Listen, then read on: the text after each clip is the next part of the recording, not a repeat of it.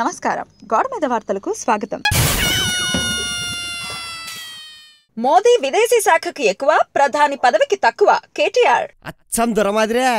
Farm house కి ఎక్కువ, అసెంబ్లీకి తక్కువ. టీడీపీ అంటే పేదల పార్టీ, కారు డబ్బున్నోళ్ళది, సైకిల్ పేదవాడిది. లోకేష్ మరి ఇక్కడే ఉన్న కార్లన్నీ అమ్మేసి సైకిల్ వేసుకొని తిరగండి. ప్రచారంతో పాటు సరదా కూడా తీరిపోద్ది. 67 ఏళ్లైనా దళిత క్రిస్టియన్లకు, ముస్లింలకు కుల ధృవీకరణ పత్రాలు అందలేదు. ఇది సిగ్గుపడాల్సిన విషయం. జగన్ అయితే పదండి, ఈ ప్రభుత్వాలకు ముందు రాజ్యం వెళ్ళింది మీ ఫాదర్ ప్రభుత్వమే కాదు. ఉగ్రవాదాన్ని నూరిపోస్తున్న మద్రాసులకి సౌదీ నుండి నిధులొస్తున్నాయి. అమెరికా ప్రపంచంలోనే చర్చిలకి ఫండ్స్ ఆడించొచ్చండి పెద్దన్నా. నువ్వు నీ గురువిందేశాలు.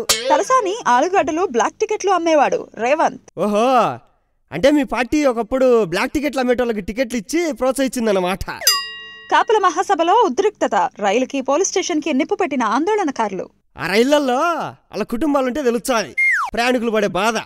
జనాన్ని కష్టపెట్టి మా మంచి ముద్ర వేయించుకున్నారా స్వామి. తుని సంఘటనకి మీరే బాధ్యులంటే కాదు మీరే అని ఒకరినొకరు దుమ్మెత్తి పోసుకుంటున్న పొలిటికల్ పార్టీలు. కనీస బాధ్యతలు లేని వాళ్ళందరినీ నేతలుగా చూచానేందుకు తమని తాము చెప్పు తీసుకొని కొట్టుకోవాలని తిట్టుకుంటున్న జనం. ఇంతటితో గోడ మీద వార్తలు సమాప్తం.